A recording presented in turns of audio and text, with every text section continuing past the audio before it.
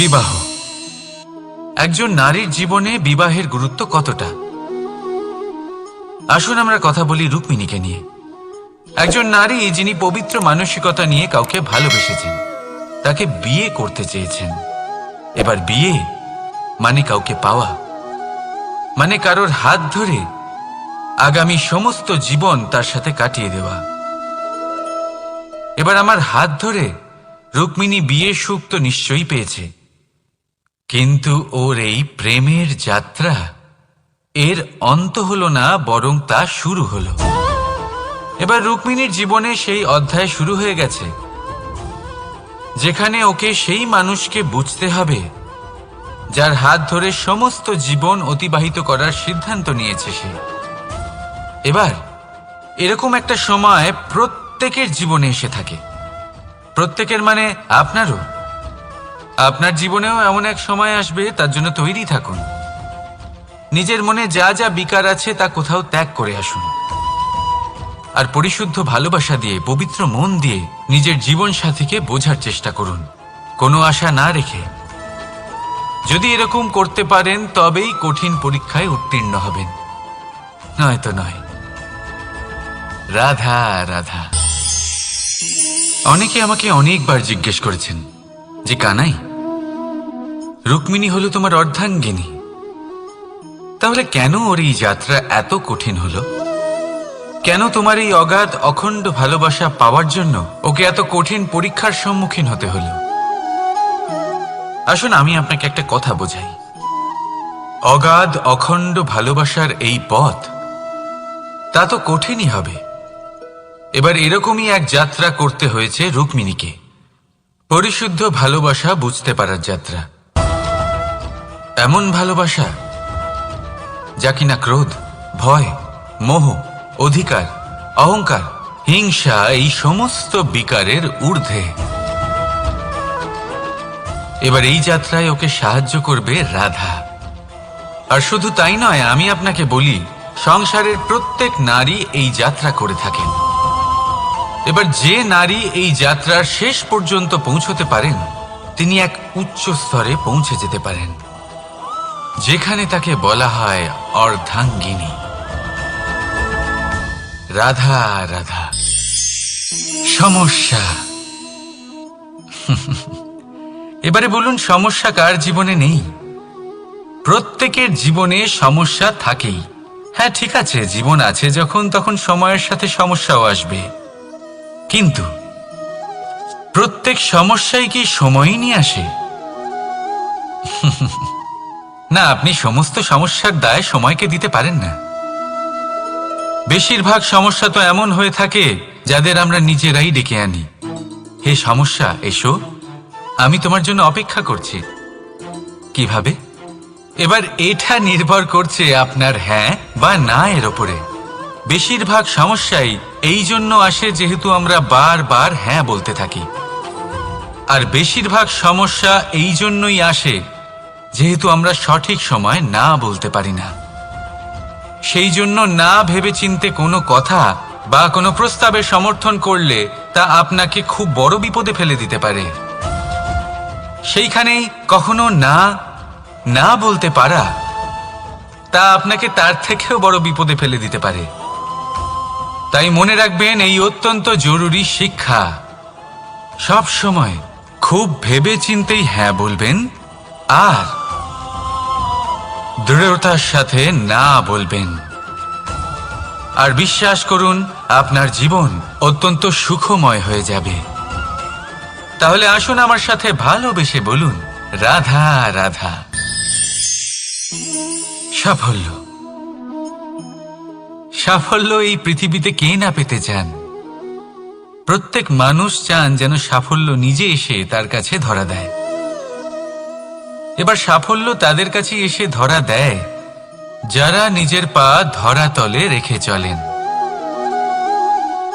যারা স্বপ্নের জগতে বিচরণ না করে বাস্তবের মাটিতে পা রেখে চলেন, এবং তাও দৃঢ়তার সাথে।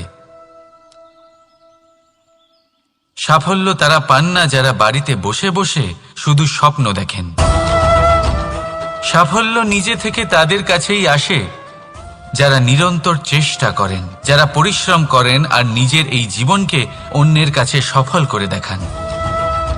তাহলে সিদ্ধান্ত হলো আপনার। সফল সবাই হতে চান, স্বপ্ন সবাই সার্থক করতে চান। স্বপ্ন তখনই সার্থক হয় যখন পরিশ্রম করবেন, আর সাফল্য তখনই আপনার সাথে থাকবে যতক্ষণ আপনি বিনম্র থাকবেন। তাহলে আসুন আমার সাথে ভালোবেসে বলুন, রাধা রাধা। এই পুষ্প দেখতে পাচ্ছেন আপনি? কি সুন্দর এই পুষ্প। সবাই চায় এরকম কোনো এক পুষ্প সে নিজের করে নেবে, নিজের কাছে রাখবে। এবার ভাবুন, এই পুষ্প যে সম্মান পায় তা কিসের জন্য পায়? শুধু কি তাকে সুন্দর দেখতে বলে? আসুন আপনাকে একটা কথা বোঝাই। এই ফুল যখন গাছে থাকে তখন এই রূপ আমাদের আকর্ষণ করে। এই ফুল দিয়ে যদি আপনি মালা বানান, কোনো মূর্তিতে দেন, তাহলে তা সম্মানের নিদর্শন হয়। এবার এই ফুলই যদি আপনি বিছানাতে ছড়িয়ে দেন, তাহলে সেই দৃশ্য দেখে সেই সুবাসে আপনার মন পুলকিত হয়ে ওঠে। কিন্তু ভাবুন, এই পুষ্পই যদি আপনি চিতায় সাজান, তাহলে এই পুষ্পকে আর কেউ সম্মান করে না। এ কিরকম কথা? সেই একই পুষ্প এক পরিস্থিতিতে সম্মান পাচ্ছে, এক পরিস্থিতিতে নয়। কেন? কারণ এতেই লুকিয়ে রয়েছে একটা গুরুত্বপূর্ণ শিক্ষা। এর সারমর্ম হলো এটাই যে এই সম্মান ব্যক্তি বা বস্তুকে করা হয় না, সম্মান করা হয় সময় এবং পরিস্থিতিকে। এবার এই যে সময়, তা কখনোই আমাদের বশে থাকে না। আমাদের বশে থাকে পরিস্থিতি। আমাদের পরিস্থিতি কেমন হবে তার সিদ্ধান্ত স্বয়ং আমরাই নিই। আর যেরকম আমাদের পরিস্থিতি হবে সেরকমই আমাদের সম্মান করা হবে। তাহলে আসুন আমার সাথে ভালোবেসে বলুন, রাধা রাধা। আপনি কখনো কোনো ঝর্ণার ধারে বসে থাকুন আর সেই ধ্বনি শুনতে থাকুন। আহা হা হা, সেই ধ্বনি মনকে শান্ত করে দেয়, আমাদের মধ্যে এক আনন্দের সঞ্চার করে। একেই আমি বলি নৈসর্গিক সঙ্গীত। কখনো ভেবে দেখেছেন এই সঙ্গীত উৎপন্ন করার জন্য জলকে কত পরিশ্রম করতে হয়, কি না করতে হয়? ভেবে দেখুন, সেই জল কোথা কোথা থেকে পড়েছে, কত কত পাথরের সাথে ধাক্কা খেয়েছে, কত তীক্ষ্ণ পাথরের সাথে সম্মুখীন হয়েছে, তাকে কিভাবে পার করেছে, নিজের শরীরের সাথে লেগে থাকা সেই পাথরের সাথে কিভাবে সংঘর্ষ করেছে, কিভাবে সামনে এগিয়েছে। ভাবুন, এই সব কিছু হওয়ার পরেই সেই সঙ্গীত উৎপন্ন হয়েছে। এই ঝর্ণার এই মধুর সঙ্গীত কখনো আপনার কান পর্যন্ত পৌঁছতই না যদি সেই জলের বিরোধিতা করার জন্য সেই পাথর না থাকত। এর সারমর্ম কি হতে পারে? সারমর্ম হলো একটাই, এই সব বাধার সম্মুখীন হন, এদের থেকে দূরে পালাবেন না। কারণ এই বাধা হলো নৈসর্গিক। সবার জীবনে এই বাধা রয়েছে, তার সম্মুখীন হন, জীবনের সামনে এগোন। আর আপনিও নিজের ভেতর থেকে সৃষ্টি করুন এই নৈসর্গিক সঙ্গীত, আর এই সংসারে ছড়িয়ে দিন শান্তি আর প্রসন্নতা। রাধা রাধা। সংসারে নিয়তি অনেক কিছু নির্ধারণ করে, যেমন প্রত্যেকটি জিনিসের সীমারেখা। শরীরের মধ্যে থাকা জল, তার মাত্রাও এই নিয়তি নির্ধারিত করে রেখেছে। কি করে?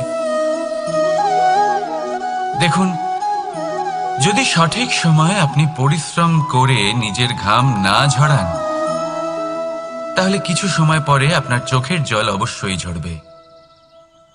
কারণ সবকিছু যদি ভাগ্যের জোরে পেয়ে যাওয়া যায়, তাকে কর্মের দ্বারা সামলে রাখতে হয়। যদি পরিশ্রম করতে থাকেন, তাহলে যা পেয়েছেন তা সামলে রাখতে পারবেন, আর যা যা আপনি পেতে চান তা অবশ্যই পাবেন।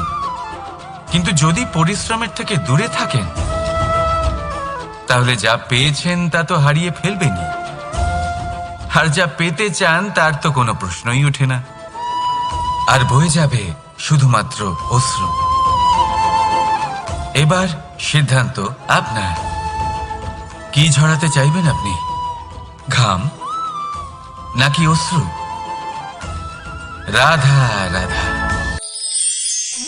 এই জীবনে মানুষ শুধু তিনটি জিনিসের পেছনে ছোটে: ছায়া অর্থাৎ সঙ্গী সম্মান, কায়া অর্থাৎ সুন্দর বলিষ্ঠ শরীর, আর তৃতীয় হল মায়া অর্থাৎ ঐশ্বর্য।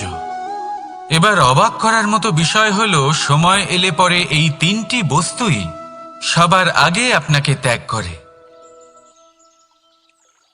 অন্ধকারে ছায়া আপনাকে ত্যাগ করে, বার্ধক্যে কায়া আপনাকে ত্যাগ করে, আর অন্তিম সময়ে মায়াও আপনাকে ত্যাগ করে। এগুলো কিছুই কাজে আসে না যার পেছনে আপনি সারা জীবন দৌড়েই যাচ্ছিলেন। যদি কিছু কাজে লাগে তা হলো আপনার প্রেমপূর্ণ ব্যবহার যা আপনি সংসারকে দিয়েছেন। এ হলো সেই প্রেম যা অন্ধকারে প্রদীপ হয়ে আপনাকে আলো দেবে। এ হলো সেই প্রেম যা বার্ধক্যে হাত রূপে আপনাকে শক্তি দেবে, সহায়তা করবে। আর যখন আপনার কাছে অর্থ থাকবে না, তখন এই প্রেমই আপনাকে সামর্থ্য যোগাবে। জীবনে যদি কিছু উপার্জন করতে চান, তাহলে শুধু প্রেম উপার্জন করুন। যদি আপনিও আমার মতো দূরের কথা ভাবতে চান, তাহলে শুধুমাত্র প্রেম উপার্জন করুন। আর এখন এই প্রেম ভাব নিয়েই বলুন, রাধা রাধা। কখনো প্রদীপ জ্বালাতে গিয়ে আপনার হাত পুড়ে গেছে? একবার মনে করে দেখুন সেই অনুভূতি। এক্ষুনি মনের মধ্যে যন্ত্রণার এক অনুভূতি বয়ে যাবে। কখনো হাঁটতে হাঁটতে পায়ে কাঁটা ফুটে গেছে? মনে করুন, এক্ষুনি মনের মধ্যে যন্ত্রণার এক অনুভূতি বয়ে যাবে। এরকম কেন হয়ে থাকে? কষ্ট তো শুধু তখন হয়েছিল, কিন্তু যদি আজ মনে করেন তাহলে সেই যন্ত্রণা আপনার মনে মাথায় থেকেই যায়। এরকম কেন হয়ে থাকে যে জীবনে যখনই আমরা যন্ত্রণার অনুভব করি, তারপর আমরা সেই যন্ত্রণা নিজের সাথে বহন করে নিয়ে চলি? কারণ হলো একটাই, চিন্তা। কোনো যন্ত্রণাই এতটা কষ্ট আমাদের দেয় না যতটা কষ্ট এই চিন্তা দেয়। তাহলে এই চিন্তা ত্যাগ করুন আর ভাবুন যে কিভাবে নিজেকে সবসময় আনন্দে রাখা যায়। আর অতীতকাল এবং ভবিষ্যতের চিন্তা ছেড়ে দিন, এই বিষয়ে ভাবাই ছেড়ে দিন। শুধুমাত্র এটা ভেবে নিন যে আজ আমায় নিজেকে আনন্দে রাখতে হবে, যে করেই হোক। এটা করা শুরু করে দিন। তারপর আপনি দেখবেন আপনার কাল, পরশু, পরের সপ্তাহ, সমস্ত মাস, সমস্ত বছর, পরের বছর, সম্পূর্ণ জীবন আপনি শুধুমাত্র প্রসন্নতাই পাবেন। এবার আসুন এই প্রসন্নতার সাথেই বলুন, রাধা রাধা। কখনো ভেবে দেখেছেন আমরা জিহ্বার সাথে সাথে কান কেন পেয়েছি?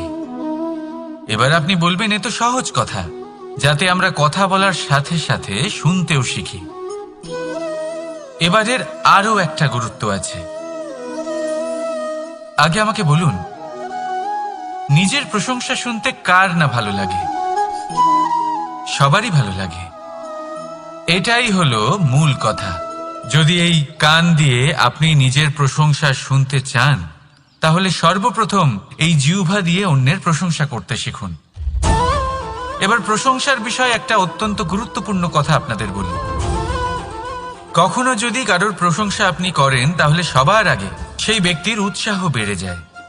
আর তারপর নিজে যদি ভেবে দেখেন, তাহলে নিজের মনেও সন্তুষ্টি আর প্রশান্তি চলে আসে।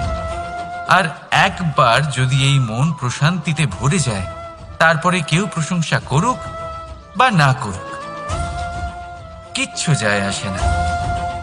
সেই জন্য সবসময় অন্যের সম্মান করবেন, স্নেহ করবেন, প্রশংসা করবেন, সুখ ভাগ করে নেবেন। যার মধ্যে যেটা ভালো আছে তা বলুন, তাকে মনে করান তিনিও ভালো, তার উৎসাহ বাড়িয়ে তুলুন। তিনি জীবনে সামনে এগোবেন, আর এই ব্রহ্মাণ্ড আপনাকে কখনো পিছিয়ে থাকতে দেবে না। রাধা রাধা। সত্য এবং অসত্য দুটোর মধ্যে পার্থক্য কি আছে? পার্থক্য হলো অ অক্ষরটার। এবার অ দিয়ে হতে পারে আরম্ভ, অ দিয়ে হতে পারে অন্ত, সত্য হলো সেটা যেখানে সমস্ত পথের আরম্ভ হয়, অসত্য সেটা যেখানে সমস্ত পথের শেষ হয়। এবার এরা চলতে হয়তো পারে না, কিন্তু তাও ছাপ রেখেই যায়। সত্য সেই ছাপ রেখে যায় যা একটা উজ্জ্বল উৎকৃষ্ট উদাহরণ হতে পারে, আর অসত্য সেই উদাহরণ তৈরি করে যা একটা কলঙ্কিত ইতিহাস তৈরি করে। এখন আপনি আগামী সময়ের জন্য কেমন ছাপ রেখে যাবেন, এই সিদ্ধান্ত পুরোপুরি আপনার। রাধা রাধা। চলুন একটা প্রশ্ন করি। কোনো মানুষকে জিজ্ঞাসা করবেন যে সে মূর্খ, অলস, বিবেকহীন, অসফল এইসব বিশেষণ দিয়ে নিজেকে পরিচিত করতে চাইবে? না। কাউকে জিজ্ঞাসা করুন আপনি কি মূর্খ? না। আপনি কি অসফল হয়েছেন? না। আপনি কি বিবেকহীন? না। এবার বলুন আপনি জীবনে মূর্খ ও বিবেকহীন হবার জন্য কোনো ভালো পরিকল্পনা বানিয়েছেন? উত্তর পাবেন না। কারণ কোনো পরিকল্পনা বানানো হয় না যাতে আপনি মূর্খ বা অসফল হন। মানুষ মূর্খ বা অসফল তখন হন যখন কোনো পরিকল্পনাই থাকে না। দেখুন, একটাই ছোট জীবন, তাকে স্থির করুন যাতে অনেক বেশি সংখ্যক মানুষকে আপনি জুড়ে রাখতে পারেন, অনেক বেশি শান্তি পেতে পারেন, অধিকতর সাফল্য লাভ করতে পারেন, বেশিরভাগ মানুষের পথপ্রদর্শক হয়ে তাদের মঙ্গল করতে পারেন। অসফল হয়ে বাড়িতে বসে থাকার চেয়ে ভালো হলো যে আপনি একটা পরিকল্পনা করে অসফল হন, কারণ তখন আপনার কাছে আরও একটা বিকল্প থাকবে, একটা নতুন পরিকল্পনা বানানোর, তাকে সার্থক করার। কারণ এমন কোনো পরিকল্পনা তো অবশ্যই থাকবে যা আপনাকে আপনার লক্ষ্যে পৌঁছে দেবে, তাই তো? রাধা রাধা। সূর্য কারোর জন্য হলেন শক্তিদাতা ঈশ্বর, আবার কোনো প্যাঁচার জন্য হলো চোখ বন্ধ করে দেওয়ার মতো তীব্র আলো। নদী কারোর জন্য হলো তৃষ্ণা মেটানোর স্রোত, আবার কারোর জন্য বন্যারূপী বিনাশকারী আশঙ্কা। সাগর কারোর জন্য হলো নোনা জলের ভাণ্ডার, আবার কারোর জন্য অগন্তি প্রাণী জগতের সম্ভার। প্রশ্ন হলো প্রত্যেক ব্যক্তির জন্য প্রত্যেক অনুভূতি বা বস্তুর সারমর্ম আলাদা কেন হয়ে থাকে? যা কারোর জন্য হলো বিষ তা অন্য কারোর জন্য অমৃত কেন? যা কারোর জন্য অমৃত তা অন্যের জন্য বিষ কেন? উত্তর বড়ই সোজা। আমরা বস্তু বা অনুভূতিগুলিকে সেভাবে দেখি না যেরকম তা হয়ে থাকে। আমরা বস্তু বা অনুভূতিকে সেভাবে দেখি যেরকম আমরা হয়ে থাকি। এবার এর উপায় কি হতে পারে? নিজেকে পরিশুদ্ধ করুন, সব কিছুই শুদ্ধ হবে। রাধা রাধা। প্রেম, ঘৃণা, এই দুই হলো একই শব্দ। কিভাবে? দেখুন না, দুটোতেই আড়াই অক্ষর রয়েছে। দুটোই হলো সেই অনুভূতি যা আমাদের মনের সাথে জড়িত, আর এই দুই অনুভূতির সাথেই জড়িত মানুষ আমাদের জন্য গুরুত্বপূর্ণ। পার্থক্য শুধু এটাই যে প্রেম পায় সম্মান আর ঘৃণাকে করা হয় অবজ্ঞা। এরকম কেন? কারণ প্রেম হলো সেই অনুভূতি যেখানে মানুষ সব কিছু দিয়ে দিতে চায়, সব কিছু লুটিয়ে দিতে চায়। সেখানে ঘৃণা হলো এমন অনুভূতি যেখানে মানুষ সব কিছু কেড়ে নিতে চায়, সব কিছু জিতে নিতে চায়। তাও প্রেমের অনুভূতি কখনো আপনাকে হারতে দেয় না, আর ঘৃণার অনুভূতি কখনো আপনাকে জিততে দেয় না। এবার কি করবেন আপনি? একটাই জীবন, ঘৃণার সাথে বাঁচবেন নাকি প্রেমের সাথে? আমি তো প্রেমকেই চয়ন করব। রাধা রাধা।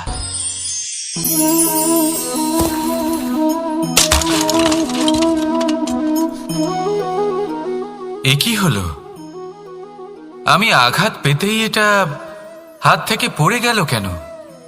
ভেঙে গেল কেন? এবার আপনি বলবেন এরকমই তো হয়ে থাকে এই জীবনে, এই সংসারে।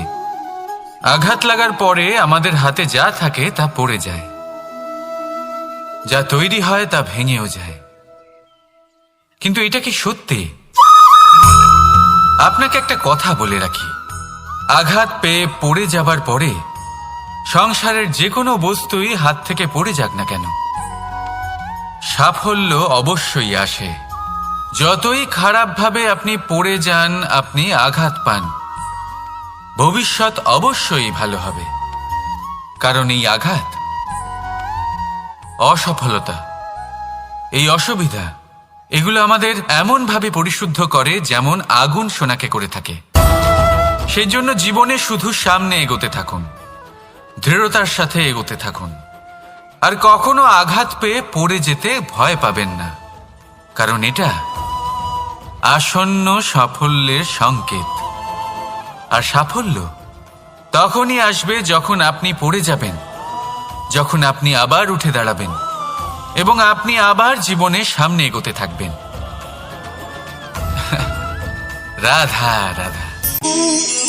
বিবাহ, একজন নারীর জীবনে বিবাহের গুরুত্ব কতটা? কারোর হাত ধরে আগামী সমস্ত জীবন তার সাথে কাটিয়ে দেওয়া। এবার আমার হাত ধরে রুক্মিণী বিয়ের সুখ তো নিশ্চয়ই পেয়েছে, কিন্তু ওর এই প্রেমের যাত্রা, এর অন্ত হলো না, বরং তা শুরু হলো। এবার রুক্মিণীর জীবনে সেই অধ্যায় শুরু হয়ে গেছে যেখানে ওকে সেই মানুষকে বুঝতে হবে যার হাত ধরে সমস্ত জীবন অতিবাহিত করার সিদ্ধান্ত নিয়েছে সে। এবার এরকম একটা সময় প্রত্যেকের জীবনে এসে থাকে। প্রত্যেকের মানে আপনারও। আপনার জীবনেও এমন এক সময় আসবে, তার জন্য তৈরি থাকুন। নিজের মনে যা যা বিকার আছে তা কোথাও ত্যাগ করে আসুন, আর পরিশুদ্ধ ভালোবাসা দিয়ে, পবিত্র মন দিয়ে নিজের জীবন সাথীকে বোঝার চেষ্টা করুন, কোনো আশা না রেখে। যদি এরকম করতে পারেন তবেই কঠিন পরীক্ষায় উত্তীর্ণ হবেন, নয়তো নয়। রাধা রাধা। অনেকে আমাকে অনেকবার জিজ্ঞেস করেছেন যে কানাই, রুক্মিণী হলো তোমার অর্ধাঙ্গিনী, তাহলে কেন ওর এই যাত্রা এত কঠিন হলো?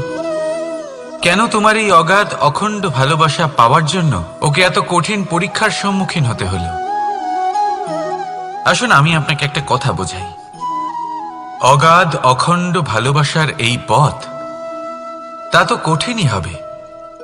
এবার এরকমই এক যাত্রা করতে হয়েছে রুক্মিণীকে, পরিশুদ্ধ ভালোবাসা বুঝতে পারার যাত্রা। এমন ভালোবাসা যা কিনা ক্রোধ, ভয়, মোহ, অধিকার, অহংকার, হিংসা, এই সমস্ত বিকারের ঊর্ধ্বে। এবার এই যাত্রায় ওকে সাহায্য করবে রাধা। আর শুধু তাই নয়, আমি আপনাকে বলি, সংসারের প্রত্যেক নারী এই যাত্রা করে থাকেন। এবার যে নারী এই যাত্রার শেষ পর্যন্ত পৌঁছতে পারেন, তিনি এক উচ্চ স্তরে পৌঁছে যেতে পারেন, যেখানে তাকে বলা হয় অর্ধাঙ্গিনী। রাধা রাধা।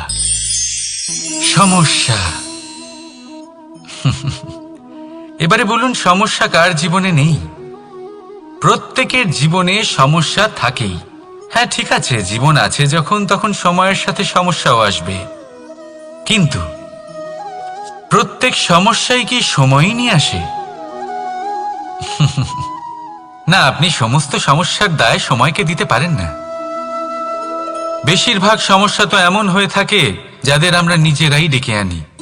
হে সমস্যা, এসো, আমি তোমার জন্য অপেক্ষা করছি। কিভাবে? এবার এটা নির্ভর করছে আপনার হ্যাঁ বা না এর ওপরে। বেশিরভাগ সমস্যাই এই জন্য আসে যেহেতু আমরা বারবার হ্যাঁ বলতে থাকি, আর বেশিরভাগ সমস্যা এই জন্যই আসে যেহেতু আমরা সঠিক সময় না বলতে পারি না।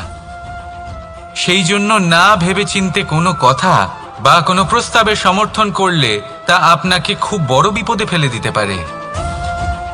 সেইখানেই কখনো না না বলতে পারা, তা আপনাকে তার থেকেও বড় বিপদে ফেলে দিতে পারে। তাই মনে রাখবেন, এই অত্যন্ত জরুরি শিক্ষা। সব সময় খুব ভেবে চিন্তেই হ্যাঁ বলবেন, আর দৃঢ়তার সাথে না বলবেন। আর বিশ্বাস করুন, আপনার জীবন অত্যন্ত সুখময় হয়ে যাবে। তাহলে আসুন আমার সাথে ভালোবেসে বলুন, রাধা রাধা। সাফল্য,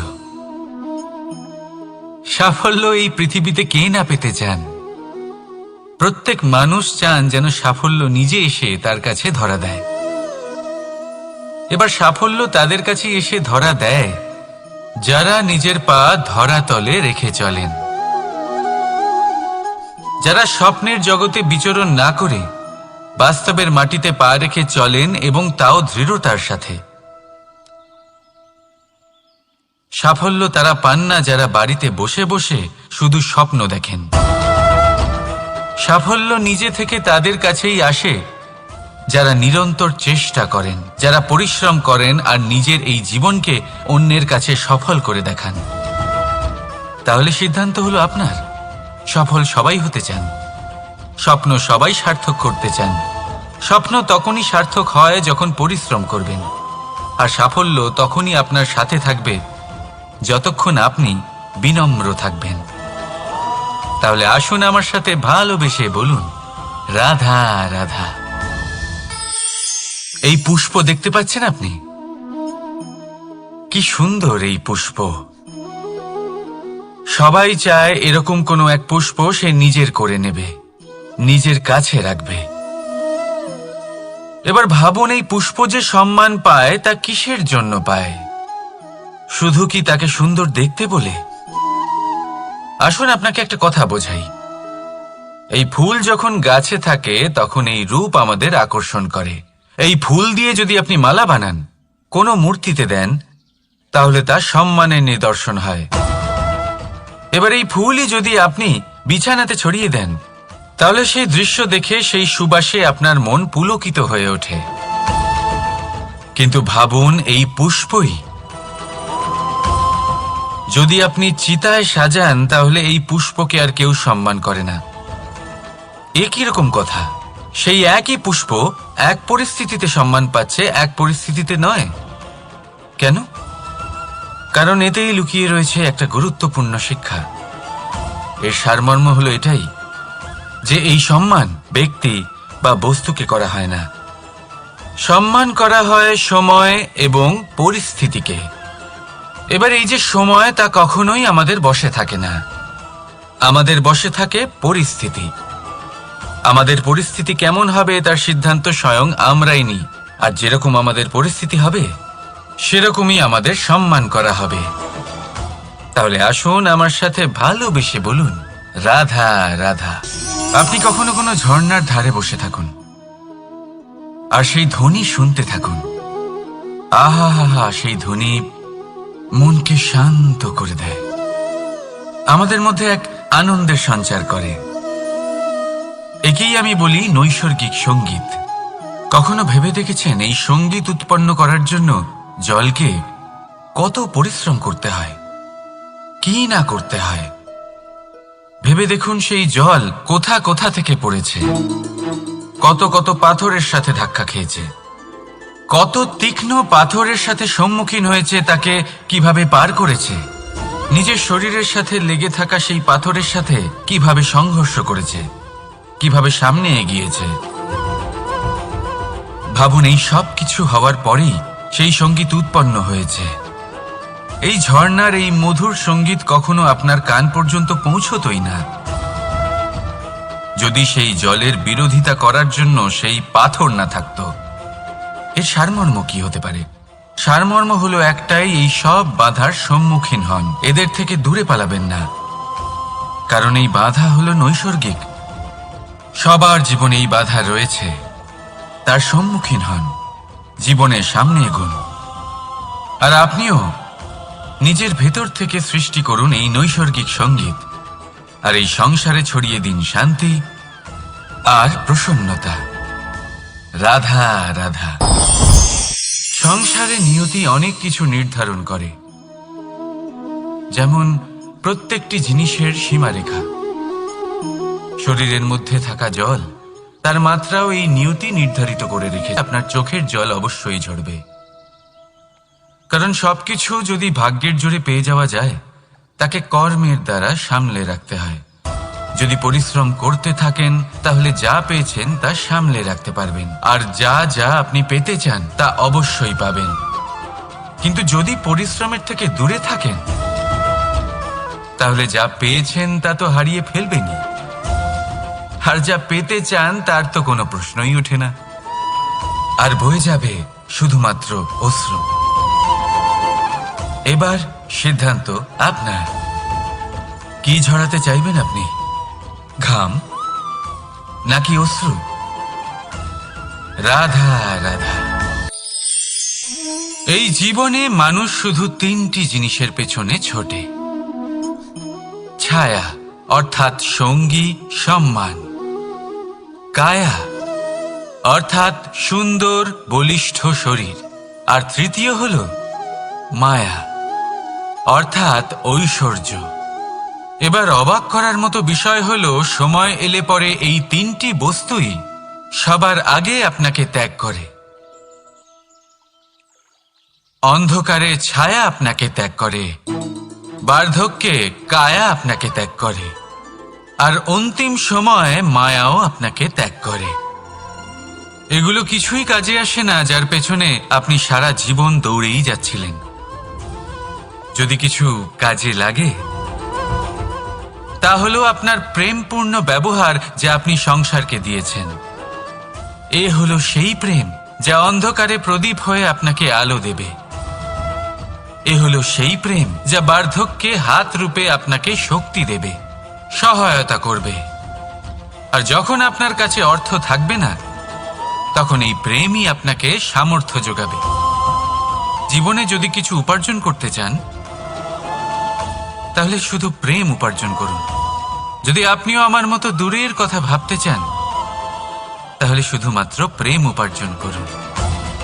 আর এখন এই প্রেম ভাব নিয়েই বলুন, রাধা রাধা। কখনো প্রদীপ জ্বালাতে গিয়ে আপনার হাত পুড়ে গেছে? একবার মনে করে দেখুন সেই অনুভূতি। এক্ষুনি মনের মধ্যে যন্ত্রণার এক অনুভূতি বয়ে যাবে। কখনো হাঁটতে হাঁটতে পায়ে কাঁটা ফুটে গেছে?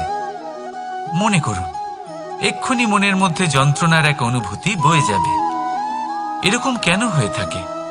কষ্ট তো শুধু তখন হয়েছিল, কিন্তু যদি আজ মনে করেন তাহলে সেই যন্ত্রণা আপনার মনে মাথায় থেকেই যায়।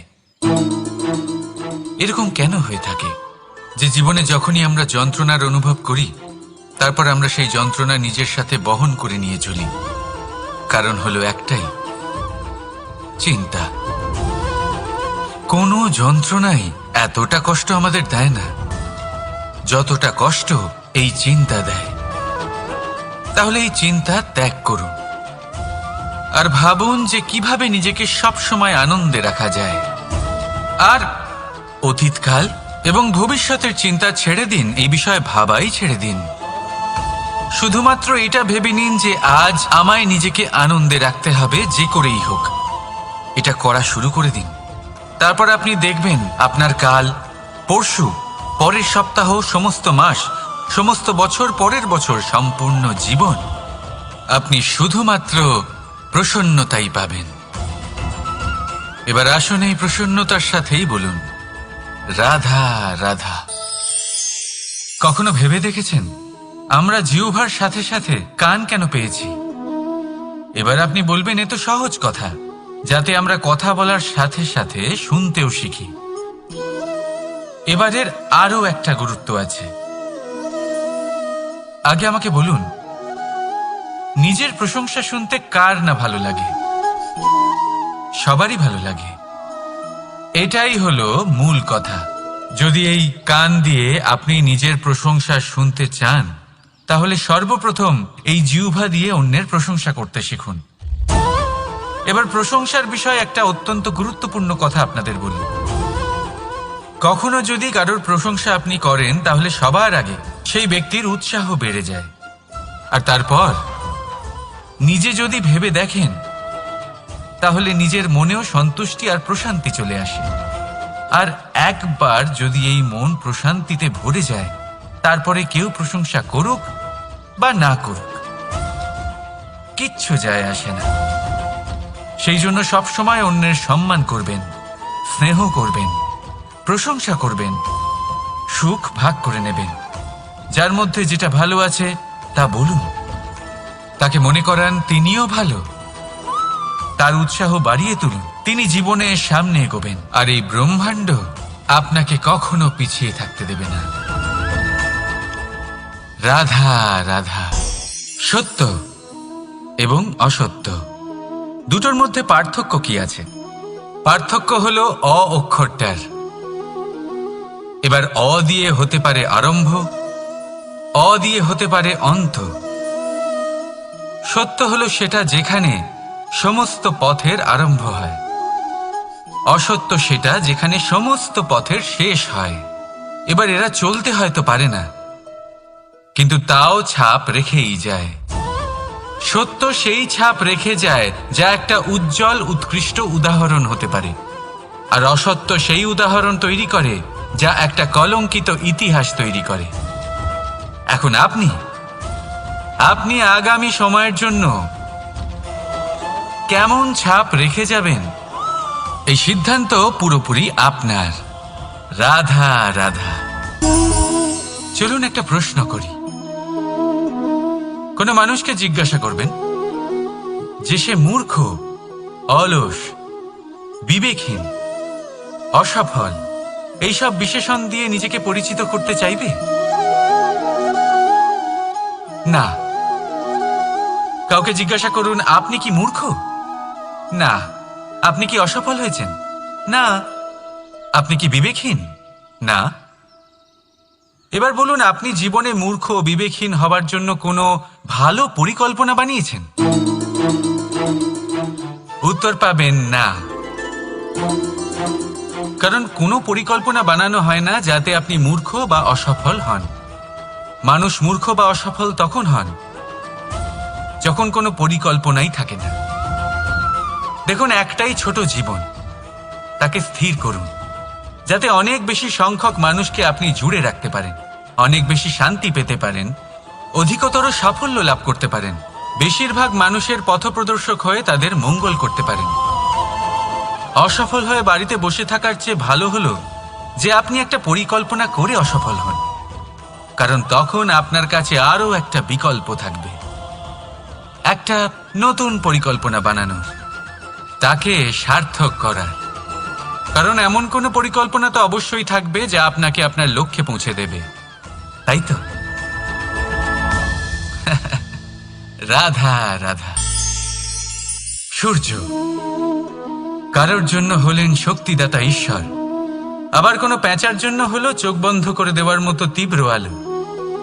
নদী কারোর জন্য হলো তৃষ্ণা মেটানোর স্রোত, আবার কারোর জন্য বন্যারূপী বিনাশকারী আশঙ্কা।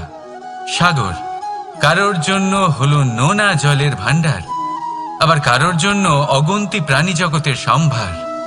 প্রশ্ন হলো প্রত্যেক ব্যক্তির জন্য প্রত্যেক অনুভূতি বা বস্তুর সারমর্ম আলাদা কেন হয়ে থাকে?